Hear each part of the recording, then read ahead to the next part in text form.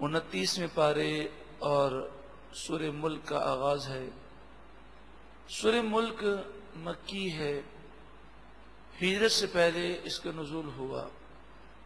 قرآن پاک کی ترتیب کے اعتبار سے اس کا نمبر 67 ہے، نزول کے اعتبار سے اس کا نمبر 77 ہے۔ اس میں 30 آیتیں اور 2 رکوع ہیں۔ امام ترمذی اور امام ابو داود علیہم الرحمہ آپ لکھتے ہیں کہ رسول اللہ صلی اللہ علیہ وآلہ وسلم نے ارشاد فرمایا، سورہ ملک شفاعت کرنے والی سورت ہے، خصوصاً جو رات کو اس کی تلاوت کرے انشاءاللہ عز و جل وہ عذاب قبر سے محفوظ رہے گا۔ حضرت امام ترمذی علیہ رحمہ آپ ارشاد فرماتے ہیں کہ صحابہ کرام علیہم رضوان نے ایک جگہ خیمے لگائے، انہوں نے پڑاؤ کیا تو ایک خیمہ اس جگہ پر لگا جہاں پر قبر تھی، لیکن اس قبر کے آثار نظر نہیں آتے تھے۔ صحابہ کرام کو معلوم نہیں تھا کہ یہاں پر قبر ہے۔ تو صحابی کہتے ہیں کہ میں نے رات کو قبر سے آواز سنی کہ وہ سورہ ملک کی تلاوت کر رہا ہے، اور شروع سے لے کر آخر تک مکمل سورہ ملک کی آواز میں نے قبر سے سنی۔ پھر وہ نبی اکرم صلی اللہ علیہ وآلہ وسلم کی خدمت میں حاضر ہوئے تو نبی اکرم صلی اللہ علیہ وآلہ وسلم نے ارشاد فرمایا، یہ سورت مانعہ منجیہ ہے، عذاب کو روکنے والی اور عذاب سے نجات دلانے والی ہے۔ بعض محدثین فرماتے ہیں اس کی شرح میں کہ سورہ ملک سے یہ محبت کرنے والا ہوگا جو قبر کے اندر ہے۔ سورہ ملک سے محبت اور سورہ ملک کو کثرت سے پڑھنے کی وجہ سے اللہ تبارک و تعالی نے اسے یہ اجازت عطا فرمائی کہ وہ قبر میں بھی سورہ ملک کی تلاوت کرے۔ اللہ رب العالمین ہمیں بھی قرآن پاک سے ایسی محبت عطا فرمائے، سچی محبت عطا فرمائے کہ قبر میں بھی ہمیں قرآن پڑھنے کی سعادت نصیب ہو۔ بسم اللہ الرحمن الرحیم، اللہ کے نام سے شروع جو بہت زیادہ مہربان نہایت رحم کرنے والا۔ ارشاد فرمایا، تبارک الذی بیدہ الملک، بڑی برکت والی ہے وہ ذات جس کے دستے قدرت میں ساری بادشاہت ہے، وَهُوَ عَلَى كُلِّ شَيْءٍ قدیر، اور وہ ہر چاہت پر قادر ہے۔ الذی خلق الموت والحیات، وہ ذات جس نے موت اور زندگی کو پیدا کیا، لِيَبْلُوَكُمْ أَيُّكُمْ أَحْسَنُ عَمَلًا، تاکہ تمہارا امتحان لے، تاکہ تمہاری آزمائش ہو کہ تم میں سے کون اچھے اعمال اختیار کرتا ہے، کون ایک پاکیزہ زندگی گزارتا ہے۔ ہماری زندگی کا مقصد اللہ تعالیٰ کو راضی کرنا ہے۔ وَمَا خَلَقْتُ الْجِنَّ وَالْإِنسَ إِلَّا لِيَعْبُدُونَ، میں نے جنات اور انسانوں کو صرف اپنی عبادت کے لیے پیدا کیا۔ انسان اگر اپنے اس مقصد کو سمجھ جائے تو امام غزالی علیہ رحمہ فرماتے ہیں کہ وہ اس مقام پر فائز ہوتا ہے، اللہ تعالیٰ جب اس سے راضی ہو جاتا ہے تو اسے وہ مقام دیا جاتا ہے جو عام فرشتوں سے بھی افضل و اعلیٰ ہے۔ اور فرمائے انسان اگر اپنے مقصد تخلیق کو بھول جائے تو امام غزالی علیہ رحمہ فرماتے ہیں کہ وہ جانوروں کی طرح ہوتا ہے، بلکہ جانوروں سے بھی بدتر ہوتا ہے۔ پھر امام غزالی علیہ رحمہ فرماتے ہیں، انسان دیکھ تیرے پاس 2 راہیں ہیں، یا تو وہ راہ اختیار کر کے فرشتوں سے اعلیٰ ہو جا، یا پھر وہ راہ اختیار کر کے جانوروں سے بدتر ہو جا۔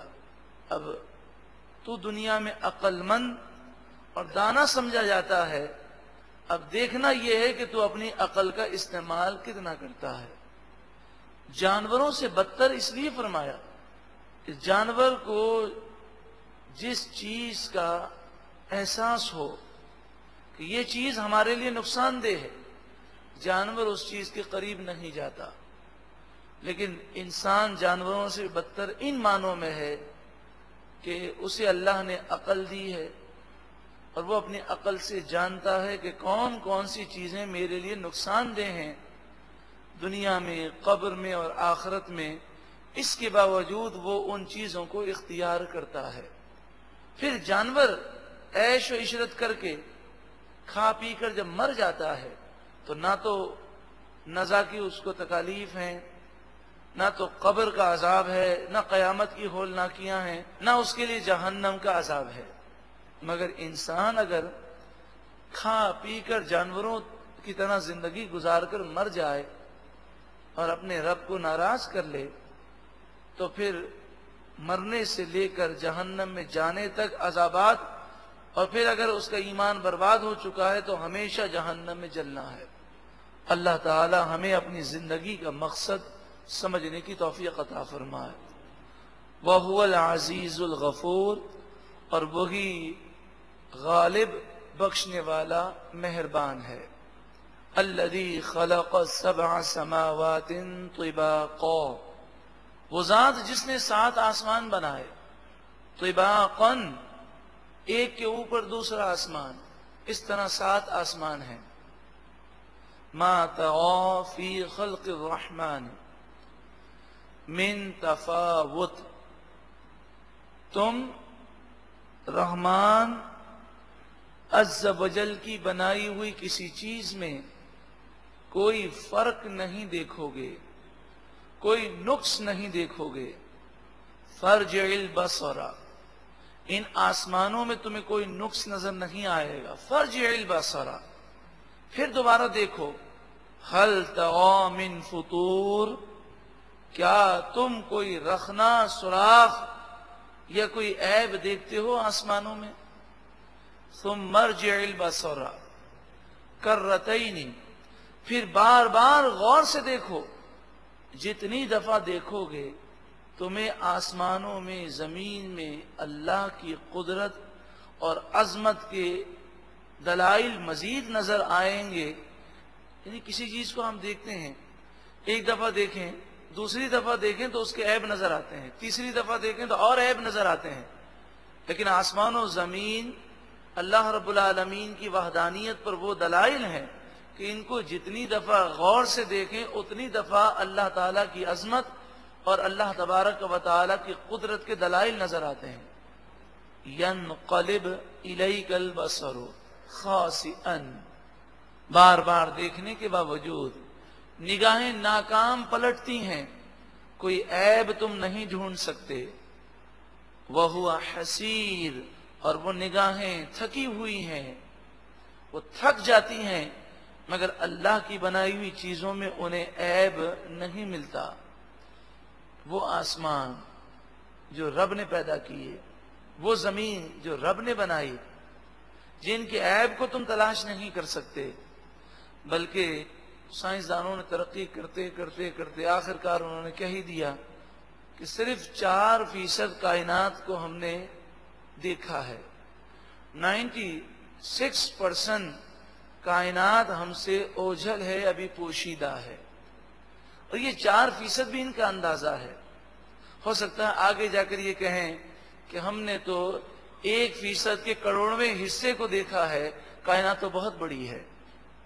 وَلَقَدْ زَيَّنَّا السَّمَاءَ الدُّنْيَا بِمَصَابِيحَ، اور بے شک ضرور ہم نے آسمان دنیا کو چراغوں سے آراستہ کیا، یعنی ستاروں سے آسمان دنیا کو روشن و منور کیا.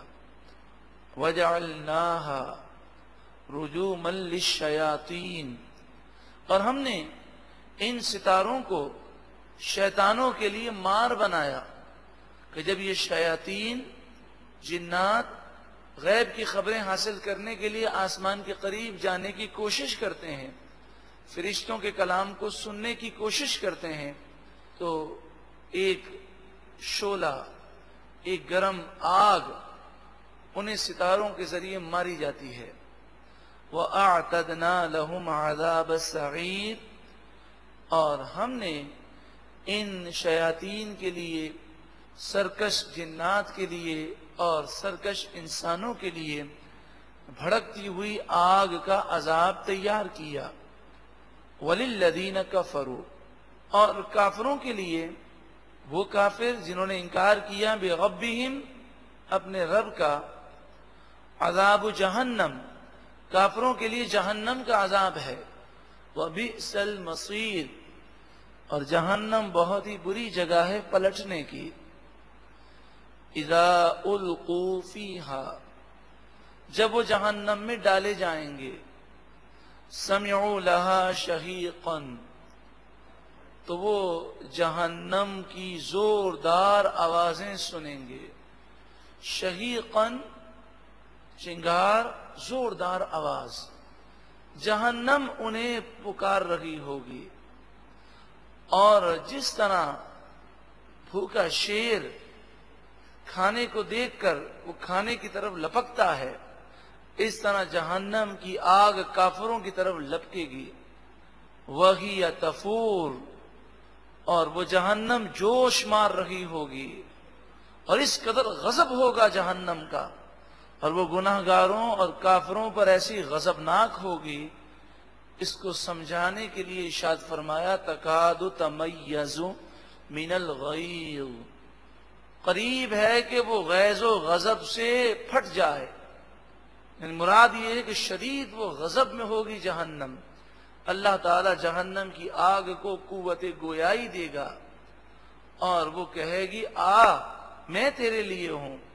کلما القی فیہا فوج، جب کبھی اس جہنم میں جہنمیوں کا کوئی ایک گروہ ڈالا جائے گا، سألہم خزنتہا، تو جہنم کے داروغہ یعنی حضرت مالک اور ان کے معاون فرشتے ان لوگوں سے پوچھیں گے تم جہنم میں کیوں آئے، تم نے ایسے برے کام کیوں کیے، کیا تمہیں کوئی سمجھانے والا نہیں تھا؟ الم یأتکم نذیر، کیا تمہارے پاس کوئی ڈر سنانے والا نہیں آیا؟ قالوا بلا، وہ جہنمی کہیں گے ہاں کیوں نہیں، قد جاءنا نذیر، بے شک ہمارے پاس ڈر سنانے والے آئے، انہوں نے ہمیں نصیحتیں کی، اچھی باتیں بتائیں۔ فکذبنا، پس ہم نے ان باتوں کو جھٹلا دیا اور نبیوں سے ہم نے کہا، وقلنا، اور ہم نے نبیوں سے کہا، ما نزل اللہ من شیء، اللہ تعالی نے کوئی چیز نازل نہیں کی، ان انتم الا فی ضلال کبیر، تم تو صرف بڑی گمراہی میں مبتلا ہو۔ وقالوا، اور وہ جہنمی اب افسوس کے ساتھ کہیں گے، لو کننا نسمع، کاش کہ ہم غور سے بات سنتے، کیونکہ دل کی دنیا بدلتی ہے سننے سے۔ آج بھی ایسے نادان لوگ ہیں قرآن و حدیث کی بات سننے کو تیار نہیں ہیں۔ آپ انہیں قرآن و حدیث کی روشنی میں کوئی بیان ہو اس کی کیسٹ دیں تو بسا اوقات چپکے سے لے کر رکھ لیتے ہیں، سنتے نہیں، اور بعض ایسے جری ہوتے ہیں کہ وہ کہہ دیتے ہیں کہ بھائی ہم تو اسے نہیں سنیں گے، سنیں گے تو عمل کرنا پڑے گا۔ کتنی بڑی نادانی ہے۔ اسی طرح کافروں کا حال ہے کہ وہ سننے کو تیار نہیں ہے۔ وقالوا لو كنا نسمع، اور وہ کہیں گے کاش ہم سنتے، اگر ہم غور سے سنتے، او نعقل، یا سمجھتے، اپنی عقل کو استعمال کرتے، ما كنا فی اصحاب السعیر، تو ہم جہنمیوں میں سے نہ ہوتے، ہم جہنم والے نہ بنتے۔ فاعترفوا بذنبہم، پس وہ اپنے گناہوں کا اعتراف کریں گے، اپنے گناہوں پر آنسو بہائیں گے، چیخیں گے، چلائیں گے، روئیں گے، معافیاں مانگیں گے، مگر اب کوئی فائدہ حاصل نہ ہوگا۔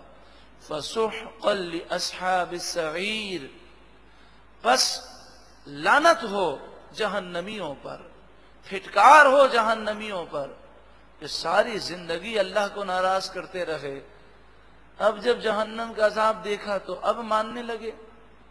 لیکن دنیا میں زندگی گزارنے والے سب نادان نہیں ہیں۔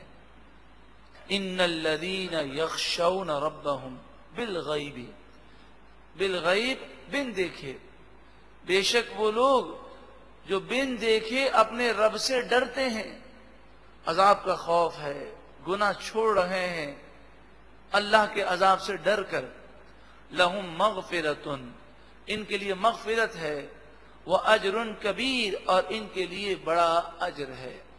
اب ہماری محرومی تو دیکھیں آپ کہ روزانہ رات کو سورہ ملک پڑھنے کا ہمیں حکم دیا گیا، بے شمار لوگ سورہ ملک رات کو پڑھتے ہیں، لیکن جو حکمت رسول اللہ صلی اللہ علیہ وآلہ وسلم کے فرمان میں ہے کہ جب کوئی رات کو سونے سے پہلے سورہ واقعہ پڑھے، سورہ ملک پڑھے، ان صورتوں کو سمجھ کر اور ان باتوں کو دہرا کر وہ سوئے گا تو صبح ایک نئے عزم کے ساتھ وہ اٹھے گا۔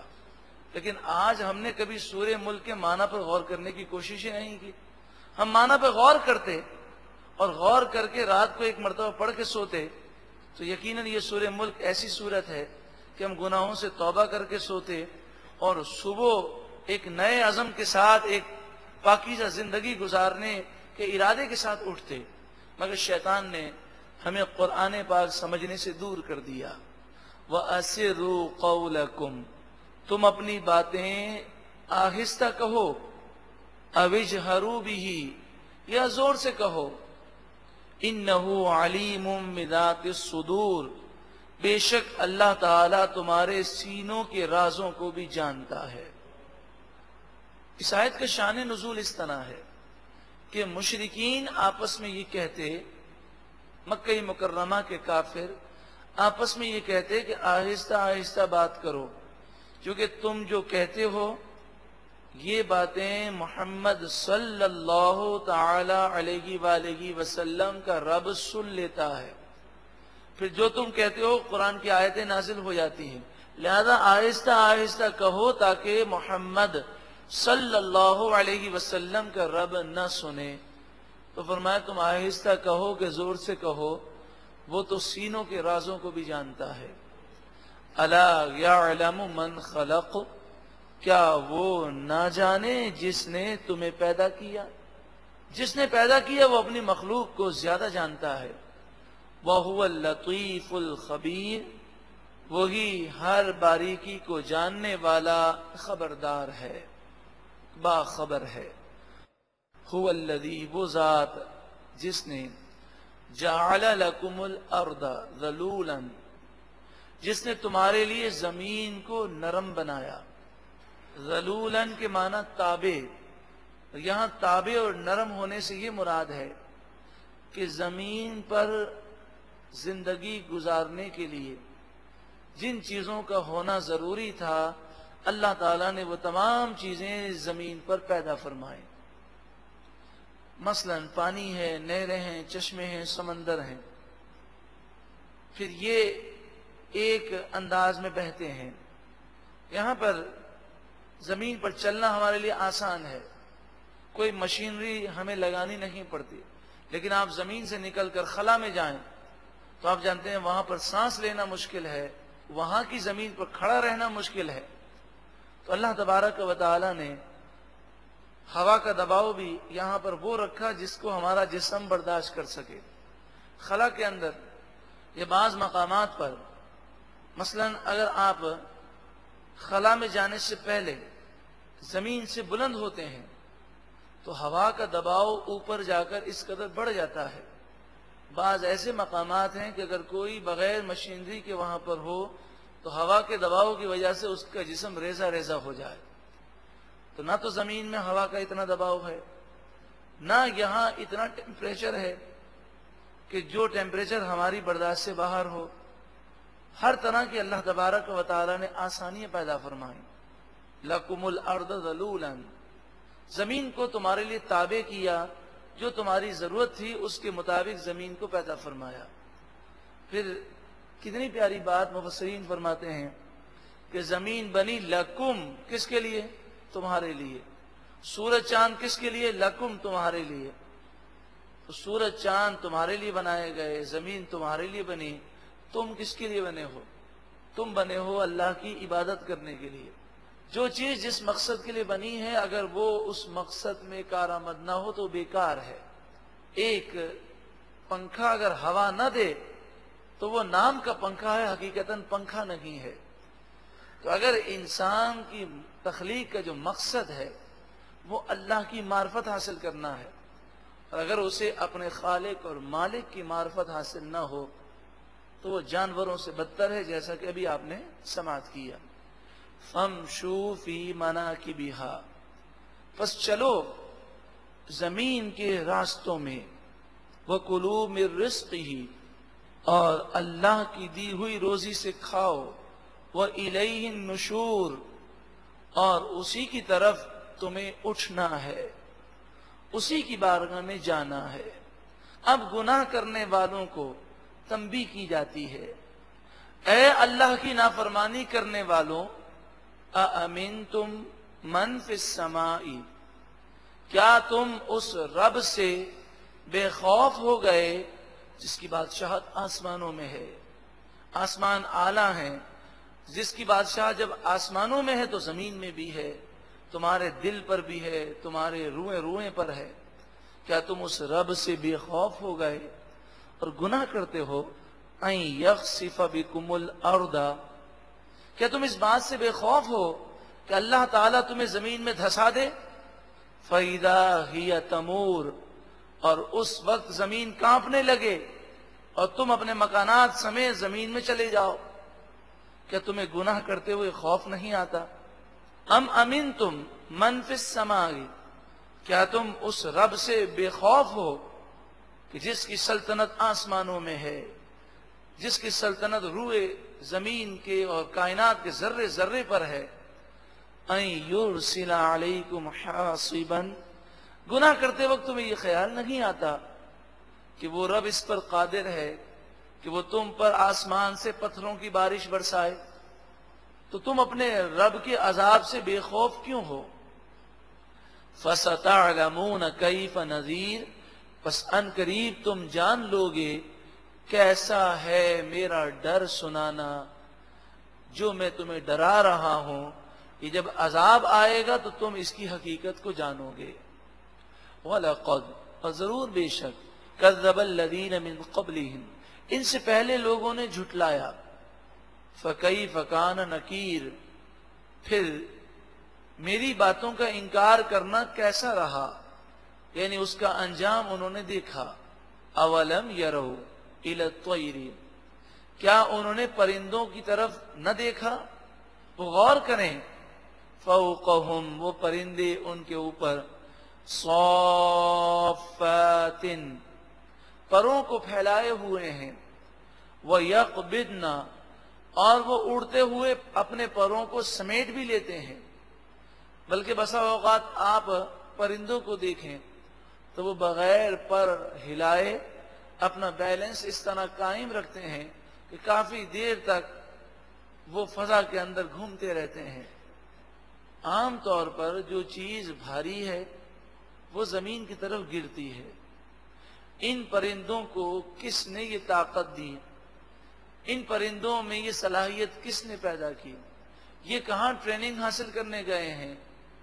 ما یمسکہن الا الرحمن، انہیں فضا کی بلندیوں میں روکنے والا صرف رحمان عز و جل ہے، جس کی قدرت سے اور جس کی دی ہوئی طاقت سے یہ زمین میں گرنے کے بجائے وہ فضا میں اڑ رہے ہیں، اور پرندہ کہیں سیکھنے نہیں جاتا. تو یہ اللہ تبارک و تعالی کی قدرت کے دلائل ہیں کہ اس نے جو چاہا پیدا کیا. پھر بھی تم رب العالمین کی قدرت کو نہیں سمجھتے. انہ بکل شیء بصیر، بے شک وہ ہر چیز کو خوب دیکھنے والا ہے. امن ھذا الذی ھو جند لکم، یا کون سا وہ تمہارا لشکر ہے کہ تم گناہ کرتے ہو اور کس لشکر پر تمہیں غرور ہے، تکبر ہے؟ کون سا ایسا تمہارے پاس لشکر ہے؟ ینصرکم من دون الرحمن، وہ رحمان عز و جل کے مقابلے میں تمہاری مدد کر سکے؟ یعنی گناہ کرنے والا یا تو یہ سمجھتا ہے کہ میرا رب مجھے عذاب نہیں دے سکتا، کیا یہ سمجھتا ہے کہ عذاب آئے گا تو میرے پاس بہت بڑا لشکر ہے، وہ مقابلہ کر سکے گا؟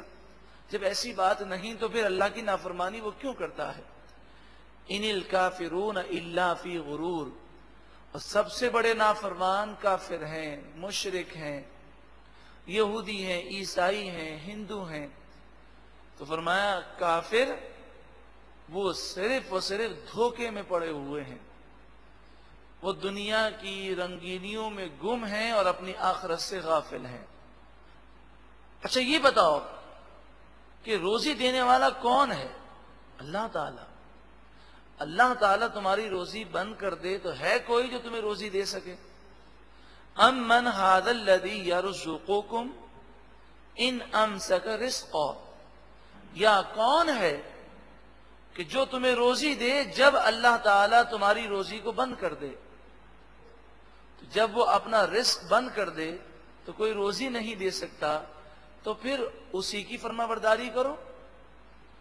بل لجوا فی عتب و نفور، بلکہ یہ کافر سرکشی میں اور نفرت میں ضدی ہو گئے ہیں، ڈھیٹ ہو گئے ہیں۔ ایک راہ ہدایت پر چل رہا ہے اور جنت میں جانے والے طریقے اختیار کر رہا ہے، اور دوسرا جہنم کی طرف جا رہا ہے۔ جو اس کا جی چاہتا ہے وہ کرتا ہے، وہ گناہ کر رہا ہے۔ کیا یہ دونوں برابر ہو سکتے ہیں؟ تو اس کی ایک مثال سمجھائی گئی۔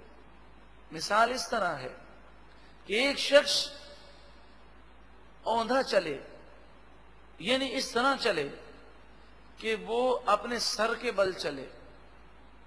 اب چلنے کا طریقہ تو یہ ہے کہ پاؤں سے چلے، لیکن پاؤں سے چلنے کے بجائے یہ ہاتھوں سے چلے اور سر کے بل چلے۔ اور پھر چلنے کا طریقہ یہ ہے کہ جس طرف آپ جا رہے ہیں اس طرف نگاہ ہو، یہ الٹا چلے، سر کے بل بھی چلے اور نگاہ جو ہے وہ دوسری سمت رکھے اور جائے دوسری سمت۔ تو بتائیے کیا وہ منزل مقصود تک پہنچ سکتا ہے؟ تو گناہ کرنے والا ایسا ہی ہے کہ وہ ہاتھ پاؤں مار رہا ہے لیکن وہ جنت کی راہ نہیں پا سکے گا۔ افمن یمشی مکبا علی وجہہ، کیا جو اپنے چہرے کے بل الٹا چلے، اہدا وہ زیادہ راستہ پانے والا ہے، ام من یمشی سویا علی صراط مستقیم، یا وہ زیادہ راستہ پانے والا ہے جو سیدھے راستے پر سیدھا چلے۔ اب اللہ تبارک و تعالی اپنی نعمت کا ذکر فرماتا ہے کہ تمہیں اللہ تعالی نے آنکھ، کان، عقل کی نعمت سے بہرور کیا۔ اب تم ان چیزوں کو اگر استعمال نہ کرو تو در حقیقت یہ چیزیں جس مقصد کے لیے تھیں اس مقصد میں تم نے استعمال نہ کیا، یہ بیکار ہو گئیں۔ وہی مثال ہے، کوئی بھی چیز ہے، مثلا یہ گھڑی ہے، اب اسے آپ گھڑی کہیں گے لیکن یہ اس قدر خراب ہو جائے کہ صحیح نہ ہو سکے اور ٹائم بھی نہ دے سکے تو اب یہ نام کی گھڑی ہے، اسے گھڑی ہم نہیں کہیں گے ان معنوں میں کہ حقیقتاً یہ فائدہ نہیں دے رہی۔ تو آنکھ اس لیے دی کہ اللہ تعالی کی معرفت حاصل ہو، قدرت کو دیکھ کر اللہ کی عظمت کو سمجھے۔ کان اس لیے دیے گئے کہ وہ قرآن کی باتیں سنے، احادیث طیبہ کی باتیں سنے اور سمجھے۔ جب وہ مقصد ہی اس نے فوت کر دیا تو قرآن پاک نے ایسے لوگوں کے متعلق فرمایا سم بکم عمی، یہ بہرے ہیں، گونگے ہیں، اندھے ہیں، اس لیے کہ کان تو ہیں لیکن کان کا وہ مقصد نہیں جو مقصد ہونا چاہیے۔ جب ان آنکھوں سے اور کان سے آخرت کی تیاری کے لیے کوئی چیز نہ سمجھی جائے، نہ دیکھی جائے تو یہ آنکھ اور یہ کان اس نے بیکار استعمال کیے۔ قل، اے محبوب آپ فرمائیے، هو الذی انشأکم، وہی ذات جس نے تمہیں پیدا کیا، وَجَعَلَ لَكُمُ السَّمْعَ وَالْأَبْصَارَ، اور اس نے تمہارے لیے کان بنائے اور آنکھیں بنائیں، وَالْأَفْئِدَةَ، اور تمہارے لیے دل بنائے یعنی عقل تمہیں عطا فرمائی، سوچنے سمجھنے کی صلاحیت عطا فرمائی۔ قَلِيلًا مَا تَشْكُرُونَ، تم بہت کم شکر کرتے ہو، تم بہت کم حق کو تسلیم کرتے ہو۔ بہت کم شکر کرتے ہو، اس کے معنی یہ ہے کہ جس چیز کا جو استعمال تھا وہ تم حقیقتاً نہیں کر رہے۔ قل، اے محبوب آپ فرمائیے، هو الذی ذرأکم فی الارض، وہ ذات جس نے تمہیں زمین میں پھیلا دیا، وَإِلَيْهِ تُحْشَرُونَ، اور اسی کی طرف تم جمع کیے جاؤ گے۔ اس ذات کو مانو اور اس کی عبادت کرو۔ وَيَقُولُونَ، اور وہ کہتے ہیں، مَتَى هَذَا الْوَعْدُ إِن كُنتُمْ صَادِقِينَ، یہ قیامت کا وعدہ کب پورا ہوگا اگر تم سچے ہو؟ تو یہ نبیوں پر یہ اعتراضات کرتے ہیں۔ قل، اے محبوب آپ فرمائیے، انما العلم عند اللہ، قیامت کا حقیقی علم تو اللہ کے پاس ہے، اور یہ راز ہے۔ اللہ تعالیٰ نے اپنے خاص بندوں کو عطا تو فرمایا مگر اسے عام کرنے کی اجازت نہ دی۔ وَإِنَّمَا أَنَا نَذِيرٌ مُبِينٌ، اور میں تو صرف ڈر سنانے والا ہوں، واضح ڈر سنانے والا ہوں۔ جب مجھے قیامت کا علم دینے سے منع کیا گیا تو اب میں قیامت کا سن تمہیں نہ بتاؤں، تم اعتراض نہیں کر سکتے کہ آپ کا جو کام تھا وہ آپ نے نہ کیا، کیونکہ میرا کام ہے تمہیں نصیحت کرنا، اور وہ کام میں نے کر دیا۔ فَلَمَّا رَأَوْهُ زُلْفَةً، پھر جب یہ لوگ قیامت کو اپنے قریب دیکھیں گے، سیئت وجوہ الذین کفروا، کافروں کے چہرے بگڑ جائیں گے، کالے پڑ جائیں گے، سیاہ ہو جائیں گے۔ وقیل، اور کہا جائے گا، ھذا الذی کنتم بہ تدعون، یہ وہی عذاب ہے جو تم مانگا کرتے تھے، جس عذاب کی تم جلدی مچاتے تھے وہ عذاب آ گیا۔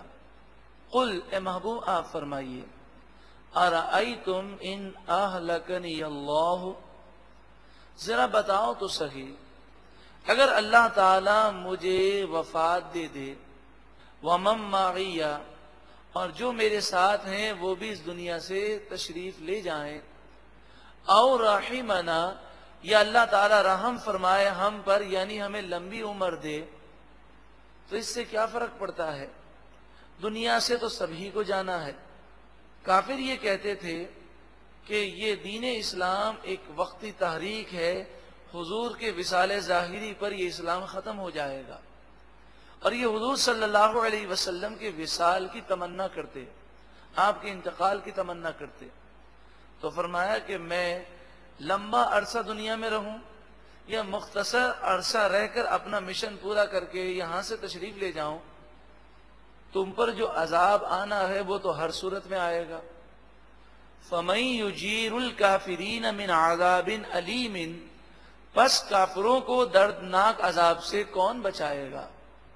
قل، اے محبوب آپ فرمائیے، هو الرحمن، ساری طاقتیں رکھنے والی ذات وہ رحمان ہے، آمنا بہ، ہم اس پر ایمان لائے، وعلیہ توکلنا، اور اسی پر ہم نے بھروسہ کیا، فستعلمون، پس ان قریب تم لوگ جان جاؤ گے، من ہوا فی ضلال مبین، کون کھلی گمراہی میں مبتلا ہے۔ قل، اے محبوب آپ فرمائیے، اللہ تعالی کی قدرت اور انسان کی بے بسی کا ذکر ہے کہ انسان کس بات کا غرور کرتا ہے، کیوں رب کی بارگاہ میں جھکتا نہیں۔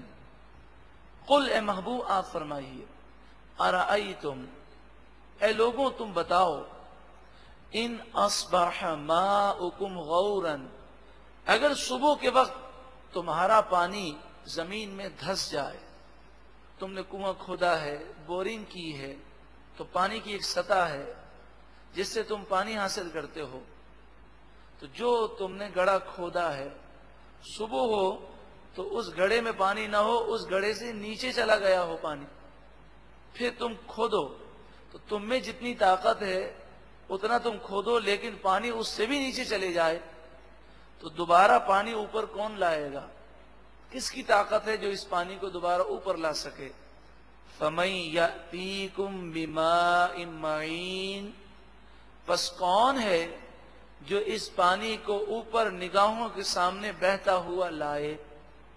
نبی اکرم صلی اللہ علیہ وآلہ وسلم کی عادت کریمہ کہ سورہ ملک کے بعد آپ فرماتے اللہ رب العالمین، کیونکہ سوال ہے نا کون اس پانی کو دوبارہ لا سکتا ہے، تو حضور عرض کرتے کہ اللہ ہی لا سکتا ہے، اللہ رب العالمین۔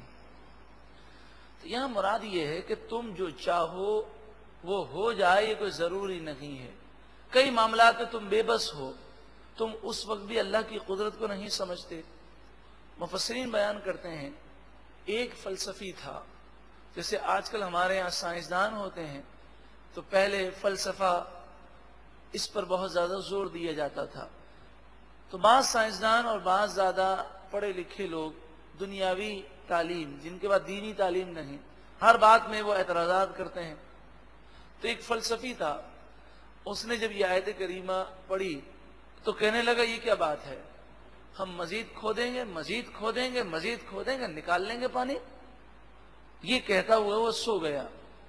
صبح اٹھا تو اس کی آنکھوں کا پانی وہ غائب ہو چکا تھا، اس کی آنکھیں خشک ہو چکی تھی، وہ نابینا ہو گیا۔ تو غیب سے ندا آئی کہ اب ان آنکھوں کے پانی کو ذرا کھود کے نکالو۔ یعنی بے بس ہے انسان، یہاں صرف پانی مراد نہیں بلکہ بے بسی ظاہر کرنا ہے۔ انسان غرور و تکبر نہیں کر سکتا۔ اللہ رب العالمین کی شان سب سے بلند و بالا ہے۔